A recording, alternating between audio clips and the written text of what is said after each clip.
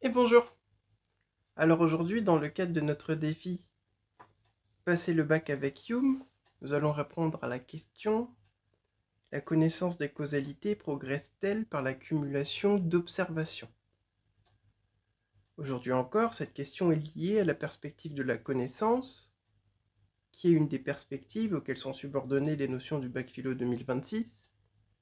Et pour la traiter, je vais m'appuyer sur le traité de la nature humaine, dans lequel Hume développe une argumentation sur la relation de causalité qui fait partie des 7 relations philosophiques identifiées par Hume, dont j'ai déjà parlé dans la vidéo « L'évidence est-elle le critère de la vérité ?» Concernant la relation de causalité, Hume avance de nombreuses choses. D'abord, il nous dit que c'est seulement par expérience que nous pouvons inférer l'existence d'un objet à partir de l'existence d'un autre. Pour illustrer cela, il prend l'exemple de la chaleur que nous avons ressentie au contact d'une flamme. Nous nous souvenons, nous dit-il, avoir vu cette espèce d'objet que nous appelons une flamme et avoir ressenti cette espèce de sensation que nous appelons la chaleur. Et, ajoute-t-il, nous nous rappelons également leur constante conjonction dans tous les cas passés. Ainsi, on conclut en faisant l'expérience d'une flamme qu'elle produit de la chaleur, relation de causalité. Cette façon de faire l'expérience d'une chose et de conclure qu'elle produit l'existence d'autre chose, relation de causalité, ne vaut pas que pour l'expérience de la flamme et de la chaleur dans la perspective de Hume, mais vaut pour tous les objets frappés de causalité. Je cite. Nous nous souvenons, nous dit-il, d'avoir eu de fréquents exemples de l'existence d'une certaine espèce d'objet, et nous nous souvenons aussi que les individus d'une autre espèce d'objet les ont toujours accompagnés et se sont présentés avec eux dans un ordre régulier de contiguïté et de succession.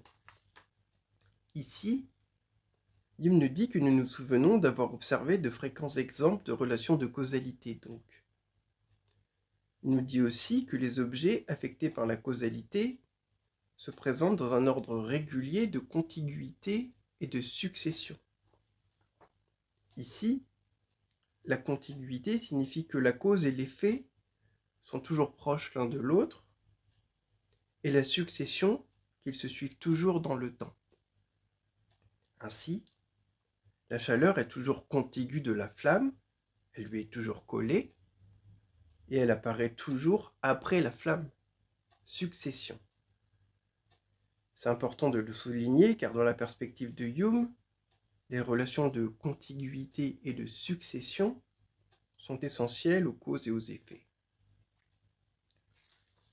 Plus loin, dans le traité de la nature humaine, Hume complète ce propos en nous disant qu'il a découvert une autre relation entre la cause et l'effet, à savoir leur conjonction constante. Ainsi, en plus d'être contiguës et de se succéder, les relations de causalité sont dans un état de conjonction constante. En conséquence, les mêmes causes produisent les mêmes effets. C'est cette conjonction constante qui nous permet d'apprendre de nos expériences et qui fait que ces expériences sont similaires aux expériences scientifiques produites en laboratoire. En vivant, nous vivons des expériences répétitives au travers desquelles nous observons des causalités. Ce faisant, nous accumulons des observations qui font progresser notre connaissance du monde qui nous entoure.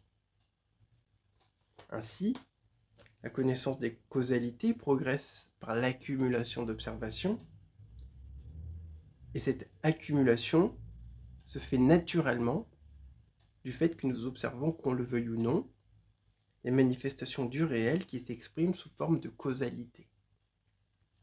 Voilà ce que je voulais vous dire aujourd'hui. Si vous voulez retrouver les passages sur lesquels s'appuie mon propos, vous pouvez vous reporter à la bibliographie en description. Merci pour votre attention.